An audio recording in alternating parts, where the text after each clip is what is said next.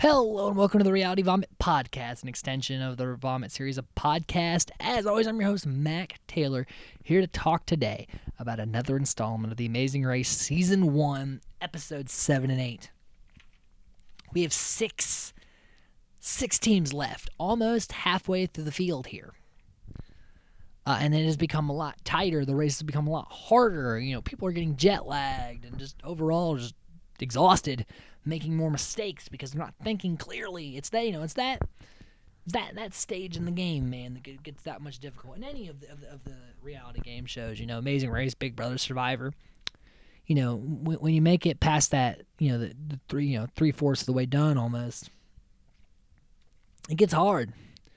Because you've been at this so long and you're so mentally exhausted, it's hard to think clearly, and that's where the mistakes can get made.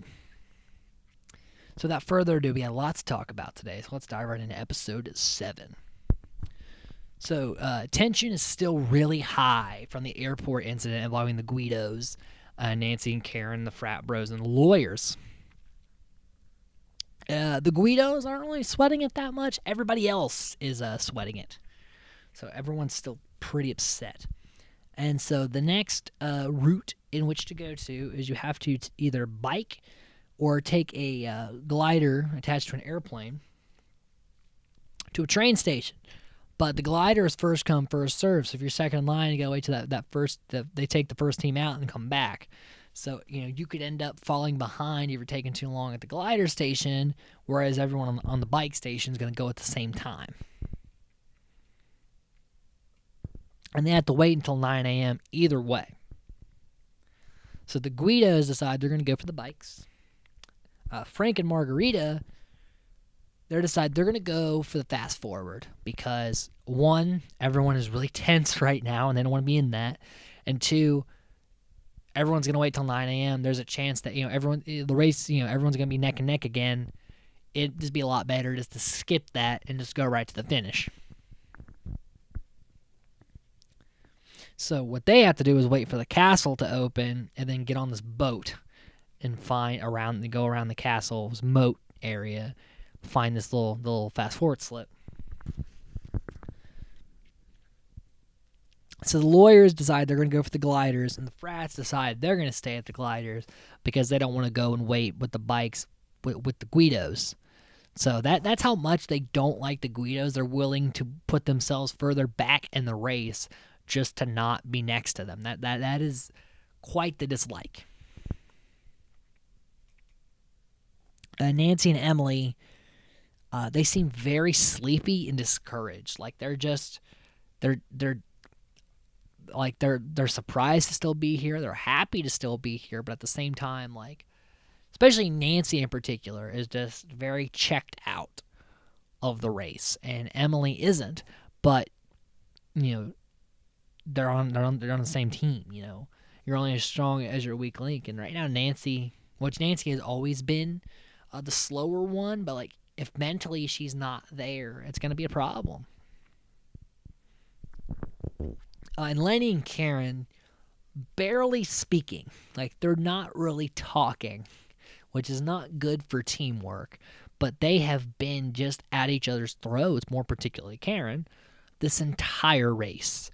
So it's not, and they've been in the back the entire race. They would have went home last time had it not been a non-elimination, and they've had a series of just random things keep them in the race. So they're lucky to be here. And they, along with Nancy and Emily, go to the bikes with the Guidos. Frank and Margarita, they get the fast forward.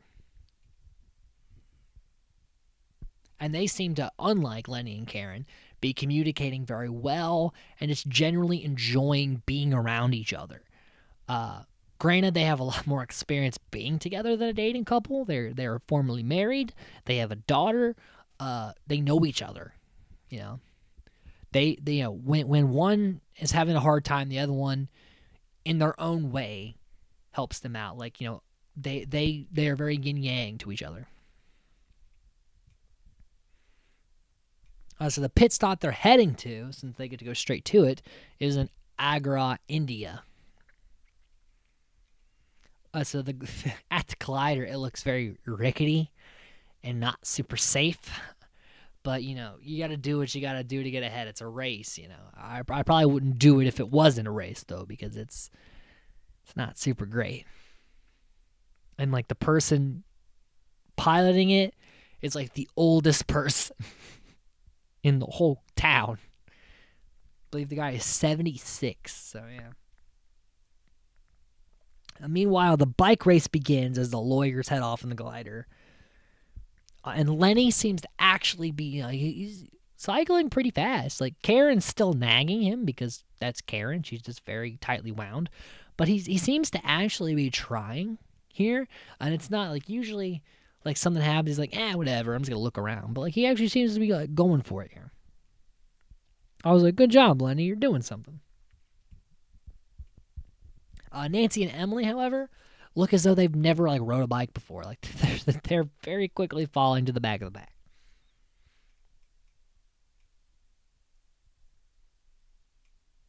And then it's the frat bros' turn to get in the glider. Drew actually gets in the glider.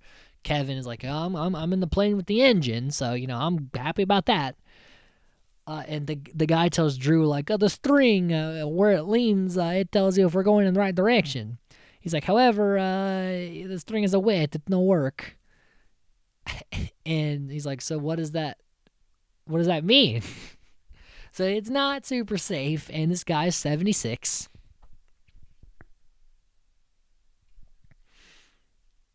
Because of this, the frats are a little bit behind, but Nancy and Karen and Lenny and Karen, Nancy and Emily are doing so poorly in the bikes that it doesn't really matter because they're going to make up the difference of the time.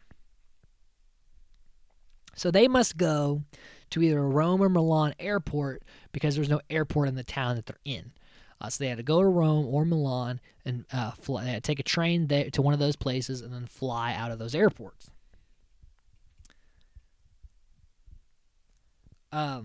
So all the other teams of like the Guidos and the lawyers go to Rome because that's a bigger airport, has more flights. But Kevin calls on the phone to try to set up one in Milan. And as they're setting it up over the phone, the train that they need to be on is about to leave. And they're like, guys, we got to go. And Kevin's like, do what you got to do to hold that train. This bitch won't stop talking on this phone. Like, just hurry up and get to the confirmation number. But luckily, Drew and Cameron are extremely loud and managed to hold the train up. And, like, they almost got in trouble with the police, it looked like. But they hold up the train just long enough for Kevin to get back on it, and then they go. So they almost missed it. It could have been very bad if they missed that train. But luckily, they got on it, managed to get to their flight in time. Frank and Margarita, they already make it to Agra.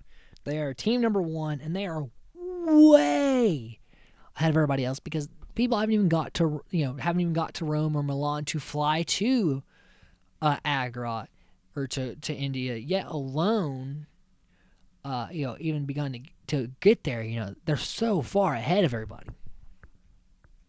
Like, really, if you were going to go for a fast forward, this was a good one to do. And we'll talk more later on why, but Frank and Margarita made a good choice today. The other 5 teams arrive at the same time to Delhi. And these streets are so incredibly crowded. And they, like, randomly will stop a car and fine it. They never really said why. They just do. And Karen's pissed. She's like, how much do I got to pay for what? You're ripping us off. And honestly, they are. And you'll see this town, kind of a sketchy place. I would never go here after seeing this on The Amazing Race. I would never go to Delhi, India. Like, there's kids everywhere just begging for money. Like, on every other place they've been so far on the race, no one just comes up to you on the street that they showed. Like, you have to go ask locals for shit, But here, like, the kids are just, like, walking right up to you, just holding their hands out, like, in hordes. It's kind of scary. And the streets are so crammed that the rickshaws can barely get through, and so teams are having to take forever just to get down the street to the shop they need to go to. And once they get there, a guy shows you a little statue of the Taj Mahal, because you need to go to the hotel across from the Taj Mahal. And the Guidos are pulling in front because they get a good rickshaw, and then the Guidos are the only team that knows where the Taj Mahal is. Like, it's in Agra. So they tell their cab driver to go to Agra. Everybody else, and there's swarms of people around these taxis, first of all. Like, I'm not sure why.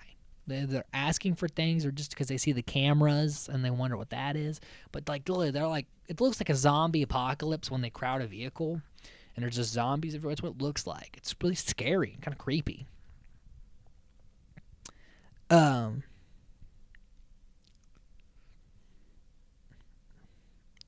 And Nancy gets discouraged by the mess, and they're breaking down, and Emily's trying to get their driver to go, and he's like, I don't know where we're going, and like they're laughing at him, and there's people just poking at him and shit. These people are stupid, and God damn it. And Nancy's like crying. She's like, don't curse. And it's like, Nancy, Jesus fuck, like, get it together. But the Guidos, like I said, they're the only ones that knew where to go. So they're ahead of the pack because they know that the Taj Mahal is in Agra. Being well-traveled helps in this particular situation. Everyone else is having an extremely hard time with this. Everyone else thinks that they're the team in last because they're like, no one else could be having this problem, right? Like the cab drivers all say, like, yeah, I know where that is, and then they just drive people around aimlessly and then charge them for the ride. Like, it's really fucked up. Like, I would have been brawling with somebody by the end of this. And the frats are taken in a van that has bald tires.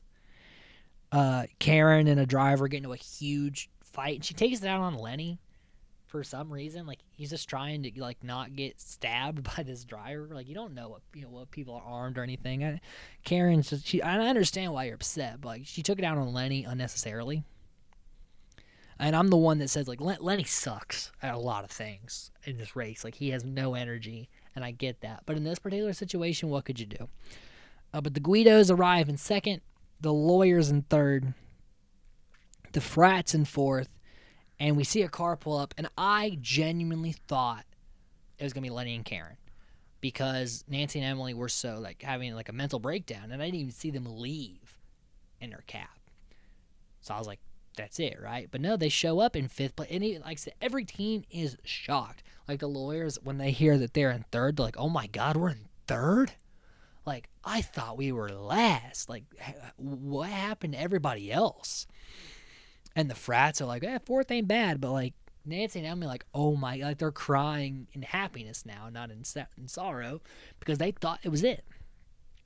And then Lenny and Karen arrive in last place, and this was fucked up, guys, because Karen goes, yeah, this put a stress on us as a team, and I don't think, like, I love him, but I don't think we're meant to be together. She fucking breaks up with him on the mat. So not only did this guy lose $1 million, but he lost the girl too. Like, holy fuck. Like, Phil's just sitting there like, yeah, that's a thing that happened.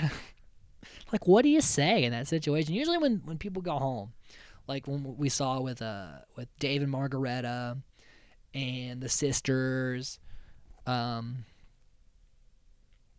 and Paul and Amy, like, when people, like, are eliminated, they're hugging the other teams, and everyone's, like, sad to see them go, but they're like, oh, we're together. Nobody said goodbye to these teams for this team, and it was probably a very awkward plane ride because now you're not a couple anymore. And I wish, like, the moniker under their names of dating changed to, like, dating to, like, and it, like, was erased and then replaced with, like, if I was editing, this is what I do. It would say Lenny and Karen dating, and then it would get erased, and then you would see, like, friends, acquaintances, or something like that. Like, go there, because it was super fucking awkward. So that is episode 7, and that brings us into episode 8. And like I said, Good thing Frank and Margarita used that fast forward because Frank would have punched someone because he has a temper. But I get it. Like, that would have been frustrating as fuck. I don't think I would have made it out of Delhi. Like, I'd have been pissed.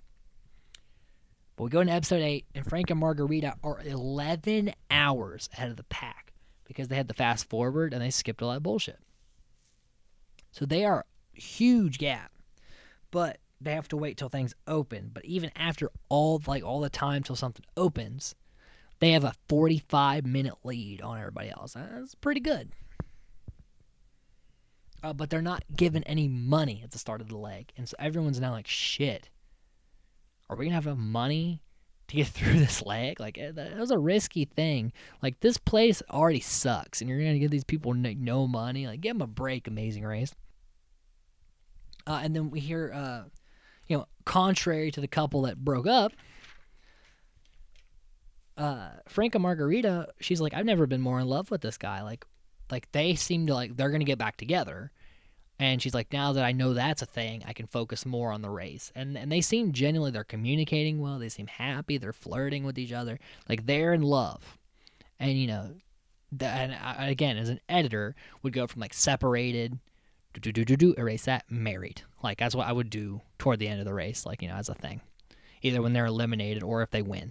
Which, honestly, at this point, they could win. I could see them win. The only team of the 5 teams left that I can't see winning is Nancy and Emily. I do not see them winning the final leg. But the other 4 teams, I think, can win this race. But the Guidos, they're just an hour behind. But then their cab won't start. So the lawyers pass them and are kind of laughing about it. But then the lawyer's cab goes the opposite way to take them to another cab. So everybody, this place is just horrible. I'm not shitting on India. There's the Amazing Race this last season was there, and it looked cool. It looked like a place I'd want to visit.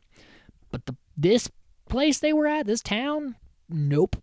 I don't care about Taj Mahal anymore. I would have loved to have seen it, but nope, not doing it. I don't want to be anywhere near that. There's too much going on. I'm a little claustrophobic as is. That was a lot of business happening.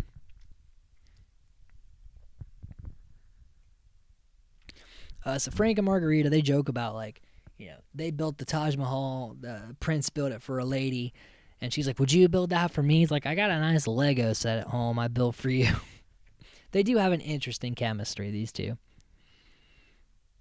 And they wait at a hotel and just kind of strategize.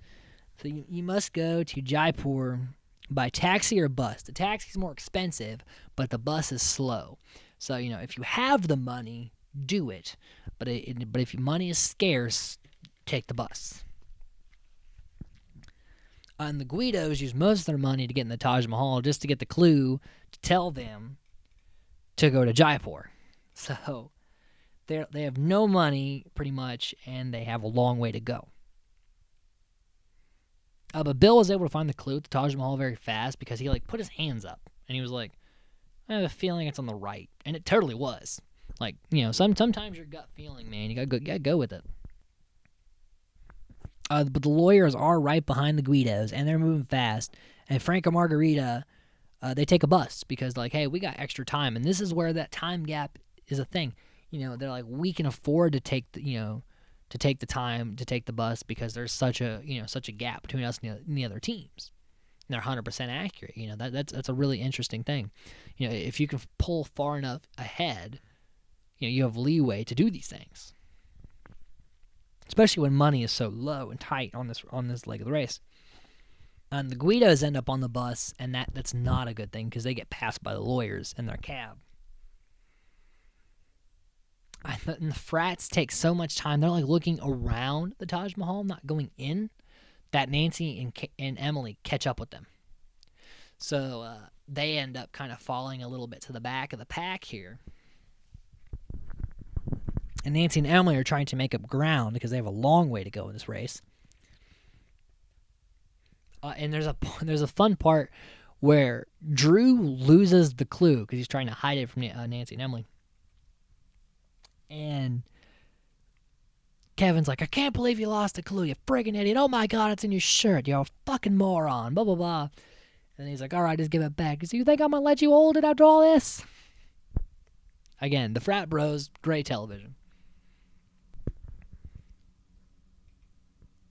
So from here, you must go to the Palace of Winds. And everyone is just really hating the town they're in because it's crowded and it's not great.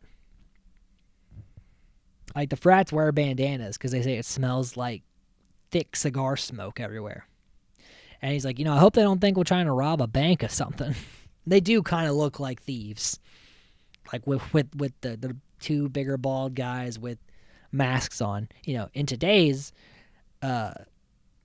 status, wearing masks is not uncommon. But in 2001, wasn't common. Nancy and Emily, their driver, as he's driving, is just constantly honking the horn. Like he's driving and I'm like, why?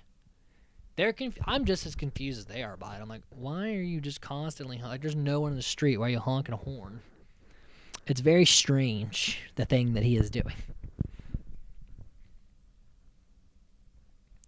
And the Guidos, they're a bit cocky. Like, they're like, we're not going to underestimate them, but they're like, we're the only team that hasn't fallen below fourth place. But there's 5 teams left. Fourth place, not great. So you've been now the place that you've been at a couple of times is now second to last. You don't want to be there.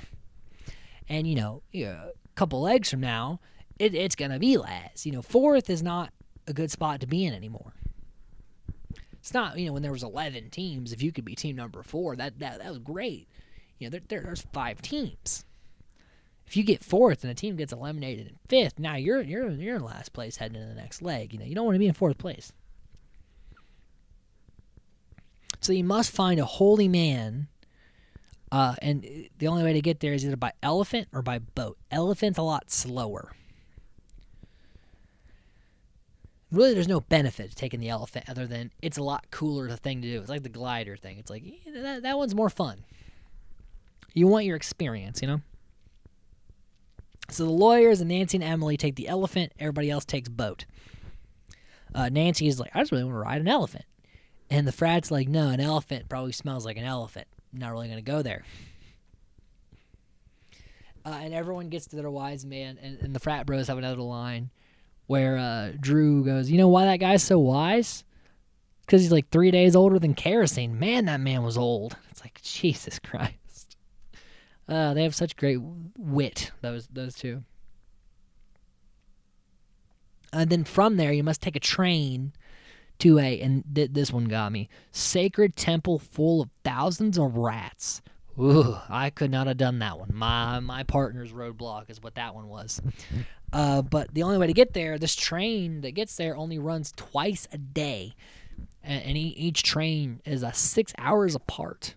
So, yeah, you don't want to miss the first train. Because you're going to be so far behind everybody else if you're on that second train. And there's this fun scene where the Guidos are getting off the boat, and Joe stands straight up, and Bill's like, hey, you want to keep your weight low. You never stand straight up in a boat. And he's like, hey, that's great. Tell me some other time. Like I said, classic. They are Bert and Ernie. And the frats also make a little quip that the Staten Island ferry is a lot cheaper than this boat ride here, because again, New Yorkers can't stop comparing things to New York. And the Guidos, they're falling behind because they have to take the bus to and fro. And so the lawyers, the frats, and Frank and Margarita are on the first train. At one point, the lawyers show up first, and they're looking around like, man, I hope we're not the only ones on the wrong train or something. Because, when you don't see anybody else, you're like, oh, either we're ahead and that's awesome, or we fucked up and this is it. So you kind of want to see at least one other team just like, oh, man, we're on the right place. But yeah, so those 3 teams make that first train. Meanwhile, the Guidos and Nancy miss it. But Nancy and Emily, when they go to book the train tickets, the guy's like, I don't sell tickets to women. And they're like, well, what are we supposed to do? And And I think they didn't say it in the episode, but I think what happened was that the camera guy or the sound guy that's with them is a man. So they had him physically buy the tickets, and then they had to go with him. Really fucked up, but you're in countries that aren't exactly kind to women, and if you have an all-women team, there could be problems, and they're feeling very uncomfortable because there's like people like trying to get on trains, and like there's guards whapping people off trains, and you're like, if you're two chicks in a country that is pretty misogynistic, that's not fun. So the Guidos show up, and the Guidos aren't thrilled to see that they're behind with Nancy and Emily, but Nancy and Emily are like, oh, thank God, people we know, people that aren't, women haters. And they're like, we're glad that you feel at ease, but they don't want to know they're in the back of the pack. But I was glad that they saw them because I know they were I was scared for them. That's not a good spot to be in. And I would have been enraged, just like, I'm not selling tickets to women. It's just such a thing you don't hear nowadays. But, in some countries, man, it's like the 1800s.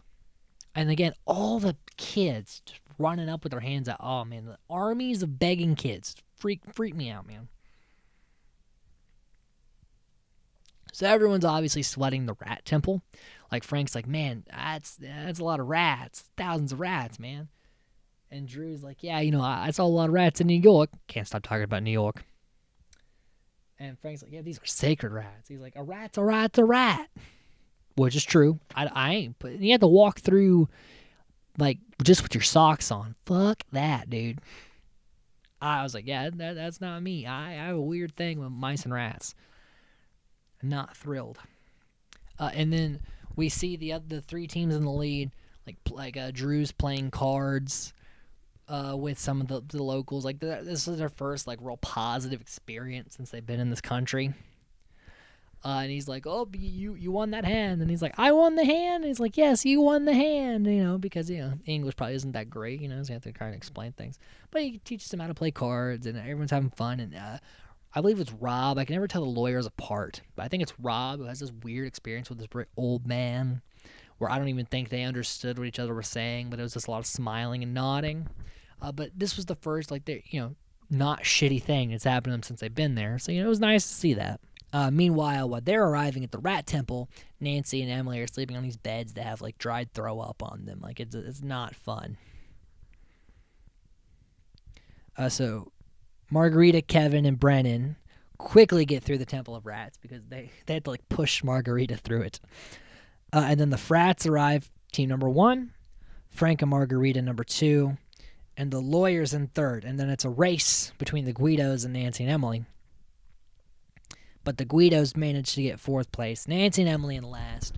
But this is a non-elimination leg. However, they will be starting. There's no penalty like there is nowadays for being a team in a non-elimination. There's no extra task like there is now. It's just you start in the back of the pack. And I'm glad they introduced that later because there should be a penalty. Like, you get to stay in the race. Well, something has to happen to you. You were last, There's got to be a difference between 4th and 5th, So that puts an end to this episode of the podcast. Next time, honestly, like, the lawyers, as I didn't care for them at the start, but, like, they've earned their spot. They went to the back and then fought their way back to the mid level or whatever it is down left. They fought hard to beat here. Nancy and Emily. Nancy is done with this game. I can tell it. Emily is even at the end of the episode saying, like, I'm gonna be cutthroat. I'm gonna do what it takes to win. Your mom's not on the same page, and I don't think you're gonna make it out. I would like to see them go next, and then I would like to see the lawyers go, and then I want it to be the Guidos, the frats, and Frank and Margarita, and I want the Guidos to lose in the final leg because, and I don't care whether it's Frank and Margarita or the frat bros. I like the frat bros a lot. They're better television, but Frank and Margarita to come on as a separated couple and to make it out not only together but to win this thing, I would like to see it happen for them. Like I said, I'm watching this fresh. I don't know any Amazing Race trivia. I don't know who's won any of these seasons. So I'm watching this all fresh as a daisy. But it's been a lot of fun. I can't wait.